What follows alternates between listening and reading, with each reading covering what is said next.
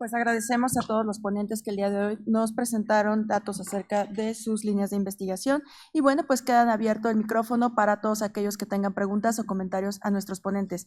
Cabe mencionar que el doctor Laureano Reyes Gómez está conectado a través de Zoom, entonces también puede responder sus preguntas. Adelante, Natalia. Hola, buenos días. Es una pregunta para el doctor Luis Carlos. Bueno, fue muy lindo ver todo lo que están haciendo, suena increíble pues todo el trabajo que tienen, y tener una corte de centenarios y nonagenarios siempre es pues como encontrar el santo grial, podríamos uno decir.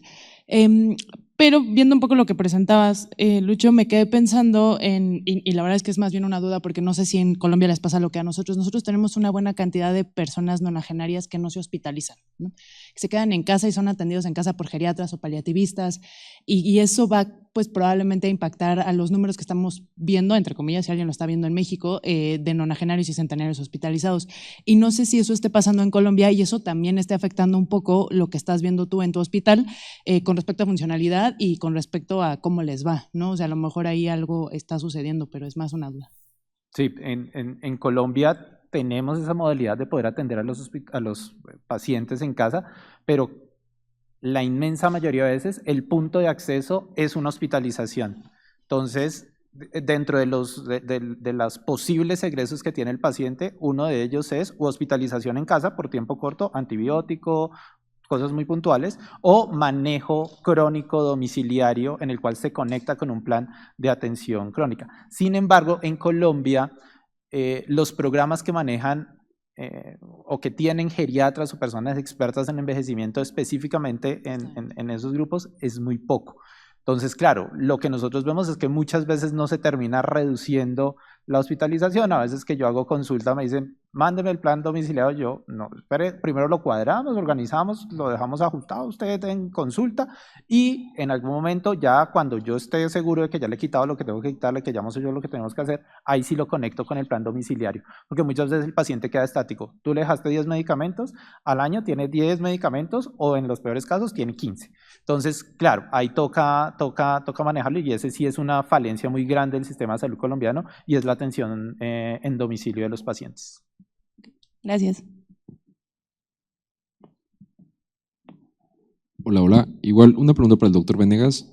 Sé que van a empezar una nueva wave de esto o un análisis continuo. Entonces, me parece muy interesante la parte de la nutrición.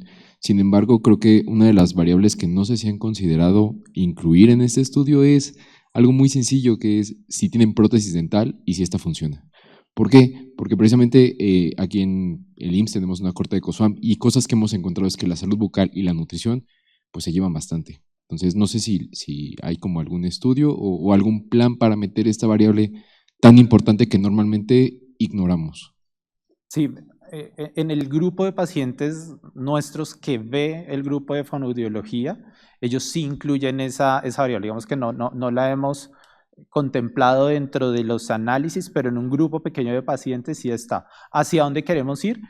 Que no sea solo un grupo que lo pueda ver fonoaudiología, sino que lo pueda ver a todos los pacientes que ingresen. Todos los pacientes deberían ser vistos por geriatra, enfermería, terapia física, fonoaudiología, terapia ocupacional. Digamos que eso desde el punto de vista administrativo en un hospital como los que manejamos en Colombia puede ser un poco complicado, pero pues la idea es ir hacia allá. Entonces la idea es ir poder alimentando y creciendo. La ventaja de trabajar con este tipo de poblaciones es que yo al registro el registro es vivo, le puedo quitar o le puedo añadir variables dependiendo, digamos, de lo que se vaya cambiando el proceso de atención de los pacientes. Entonces sí, indiscutiblemente salud oral es uno de los puntos muy importantes y no solo, digamos, por las complicaciones que tiene la deglución, sino pues ahorita, pues hablando de microbiota, siempre nos enfocamos en microbiota intestinal, pero hay otras microbiotas que son igualmente relevantes e importantes y que valdría la pena también estudiar cómo los comportamientos de esas microbiotas terminan afectando los procesos de envejecimiento. Gracias. Muchas gracias, muy interesantes las tres pláticas. Mi pregunta es como concreta para el doctor Luna. ¿Cómo midieron la actividad lisosomal?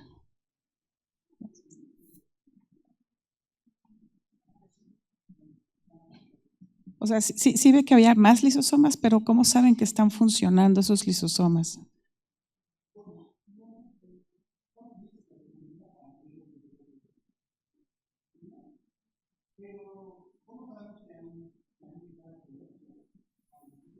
por ejemplo, proteínas oxidadas se mejoran. O sea, hay menos carbonilación de proteínas, quiere decir que están degradadas.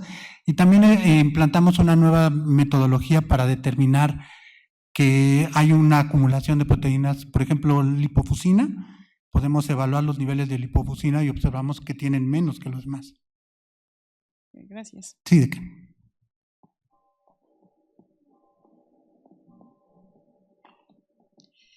¿Qué tal? Muchas gracias por las presentaciones. Yo quiero hacer una pregunta para el doctor Reyes, sé que está conectado. Entonces, yo me agradezco su presentación. Me resisto un poco a pensar en esta dicotomía que viven las personas mayores en medio de esta diversidad cultural y quisiera preguntar acerca de estos matices precisamente en las experiencias de la vejez que experimentan las personas mayores y también las estrategias que la población tiene frente al conflicto intergeneracional, porque mencionaba que se intensifica.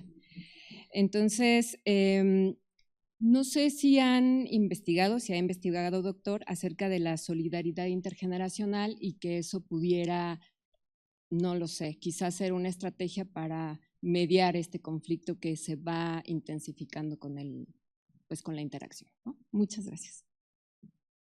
Correcto, muchas gracias por la pregunta. Sí, evidentemente que existe este conflicto intergeneracional porque los jóvenes arrebatan el poder a los viejos. Entonces los viejos lo que hacen es que les dejan aspectos rituales, solamente y existe un órgano, pues, el Consejo de Ancianos, pero es únicamente de carácter consultivo, no se toman decisiones desde las decisiones más bien se toman desde. Entonces, la forma de mediar el conflicto intergeneracional es a través de, por ejemplo, entre mujeres. Ya decíamos que las mujeres en la viudez se juntan para poder apoyarse entre ellas mismas. En cambio, entre los hombres hacen acuerdos entre hombres para apoyarse una vez que muera la persona, apoyarle en los ritos funerarios. Pero existe el lazo afectivo cuando el viejo sabe cultivar estos lazos afectivos, pues tiene o se esperaría que en la vejez también los jóvenes apoyen a los abuelos. Pero si el viejo tuvo una conducta mala, una conducta grosera, una conducta perversa, si fue alcohólico, golpeador, mujeriego, abandonó a la familia, ¿de dónde va a tomar ese soporte? Entonces nosotros como personas, como hombres, debemos cultivar la forma de cómo vivimos para que en el futuro ojalá se espere un beneficio a nuestro favor. Bueno, en su presentación habló sobre una definición del síndrome gerascofóbico y mi pregunta va basada en los pueblos indígenas se presenta según, así como nos los explica, pero ¿cómo poder adaptarlo o cómo poder evitarlo en la actualidad? No nada más en los pueblos indígenas, sino también en la población en general.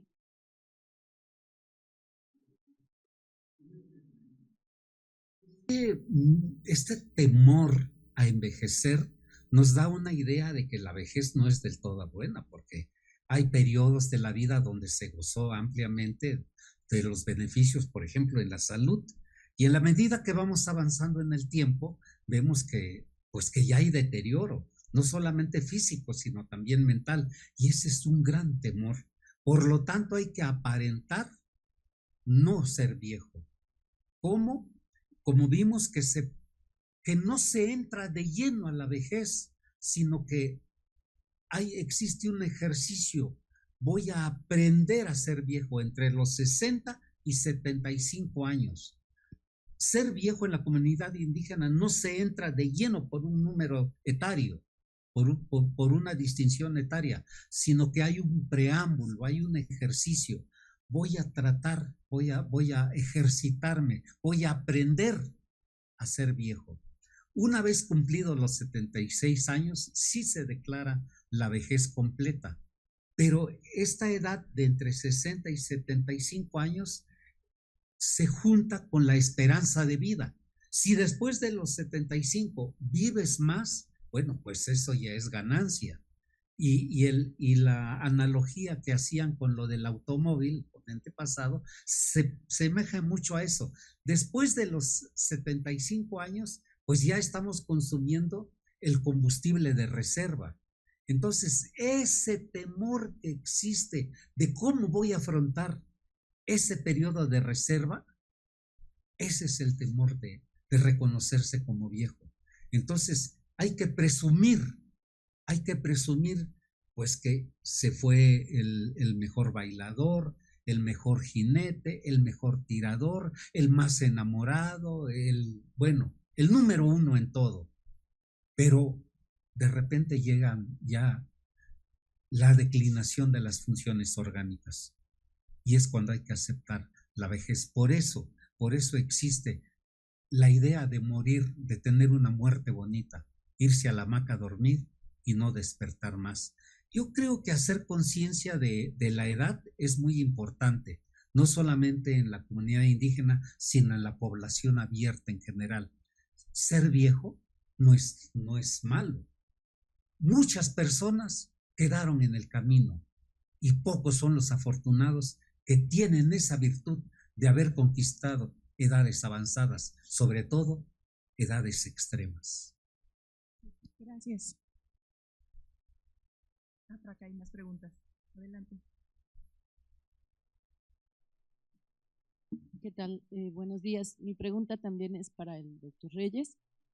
Doctor, desde su punto de vista, desde su opinión personal, esta apropiación o este arrebato de del poder, digamos, de los jóvenes a los viejos en la toma de decisiones, en este tipo de situaciones que nos plantea usted, tendrá que ver desde su punto de vista con esta apropiación de culturas nuevas, de culturas extranjeras como la nuestra, en la que la juventud se valora, se aprecia o se valora tanto, pues, o se tiene tanto poder. Tendrá que ver esta introducción de nuevas culturas, de nuevos discursos ante los jóvenes indígenas, ante la comunidad indígena.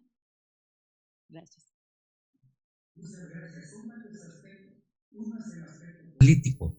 Cuando ingresa el ejercicio del poder a través de colores partidistas, se exige el concurso de jóvenes. Por eso surge el Partido Juvenil Revolucionario.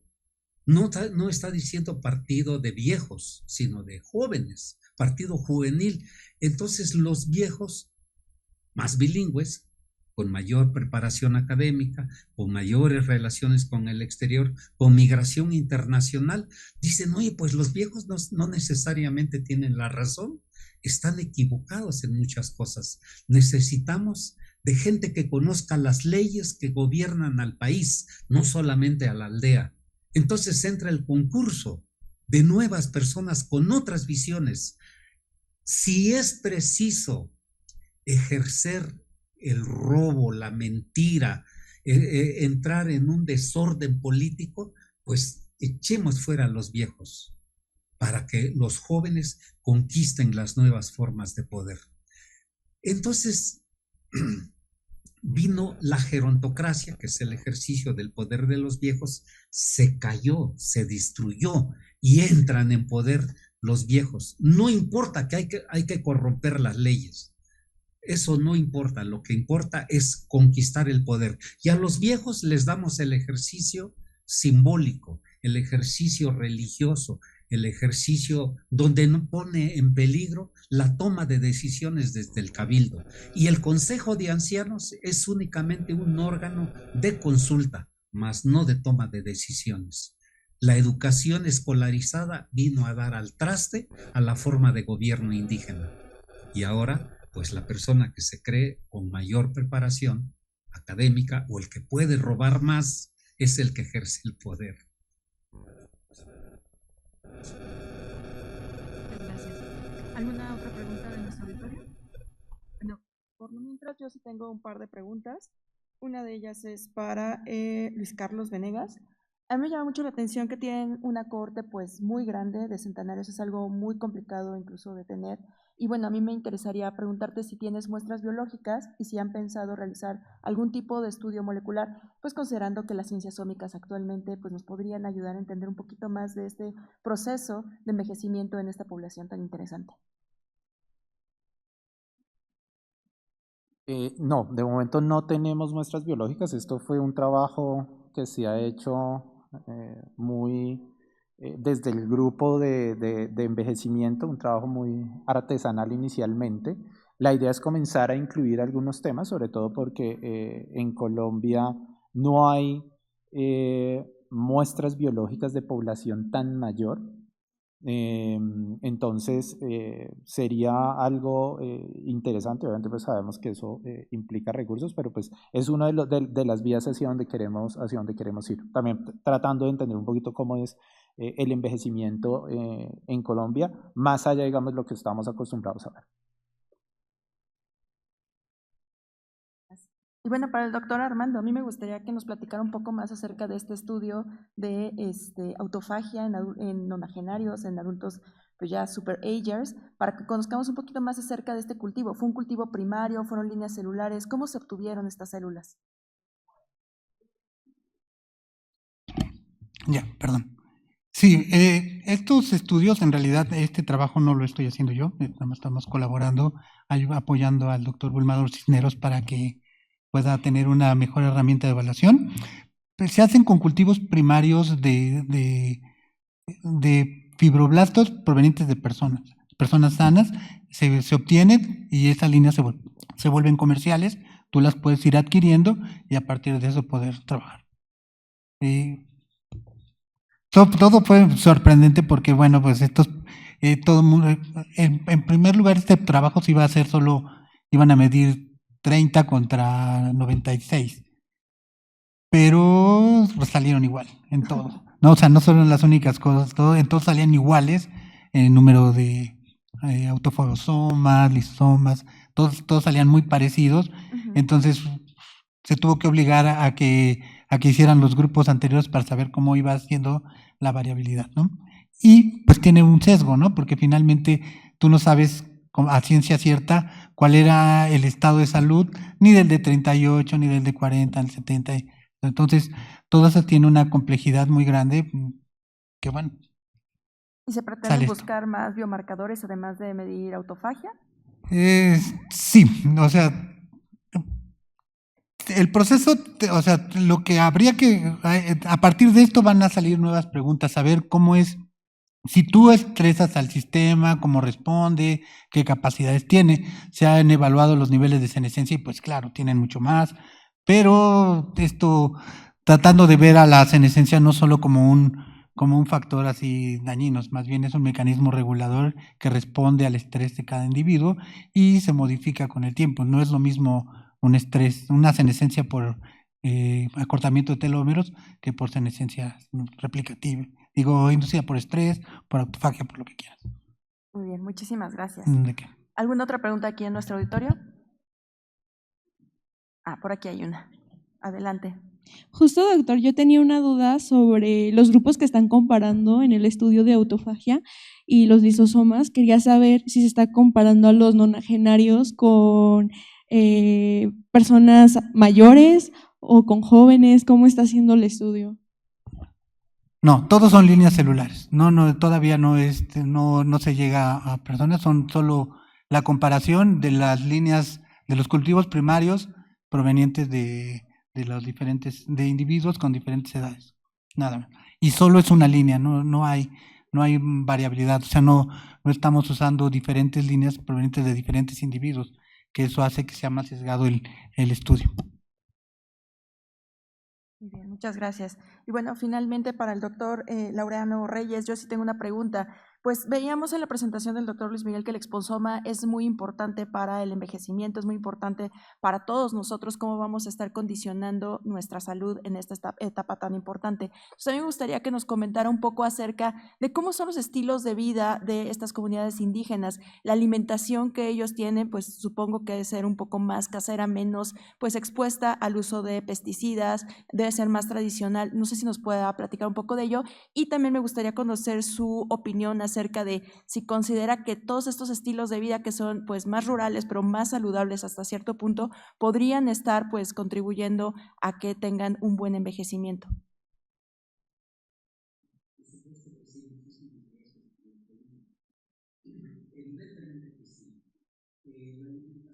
En el medio rural pues es básicamente de plantas, y cuando se come carne pues son de animales que viven en los ranchos y se alimentan, pero sobre todo que hacen mucho ejercicio, o sea, no van a caminar porque el médico les dijo, sino tienen que caminar y tienen que traer leña desde varios kilómetros con temperaturas de arriba de 38 grados, tienen mucha actividad física, la alimentación es mucho más natural, el estilo de vida, pues sí, está lleno de carencias, pero se cubren por otros aspectos. Yo creo que existe en la comunidad indígena un grupo de apoyo mutuo, que ya decíamos ese eslogan famoso, ¿no? De ahora tú, mañana yo. Y eso tenemos que aprender de los pueblos indígenas, donde todos se apoyan porque están viendo en el futuro que ahora la probabilidad de llegar a viejos es muy alta. Ya no es digno de admiración aquel que llegaba viejo, ahora hasta cualquier persona puede llegar a conquistar edades avanzadas. Pero para poder llegar a esas edades avanzadas hay que tener estilos de vida saludables. Entonces, el autocuidado es fundamental, porque saben que si no se cuidan, ya saben qué tipo de vejez les espera. Por lo tanto, hay rasgos solidarios, filantrópicos, de ayuda mutua para poder enfrentar esa vejez en las mejores condiciones posibles. Y se están dando cuenta que ahora las mujeres viven más que los hombres. Por lo tanto, ya saben a lo que se enfrentan. Y hay que preparar esas condiciones para llegar a hacer frente a la vejez de la mejor manera posible. Muchísimas gracias. Y bueno, pues ya llegamos al final de este simposio tan interesante. Agradezco a nuestros ponentes por sus maravillosas contribuciones a este evento. Y bueno, pues también agradezco a todo el auditorio por sus maravillosas preguntas, por su activa participación, y los invito a pasar para el vestíbulo para tomar café y algunas galletas y salir de su inhibición de la autofagia. Adelante.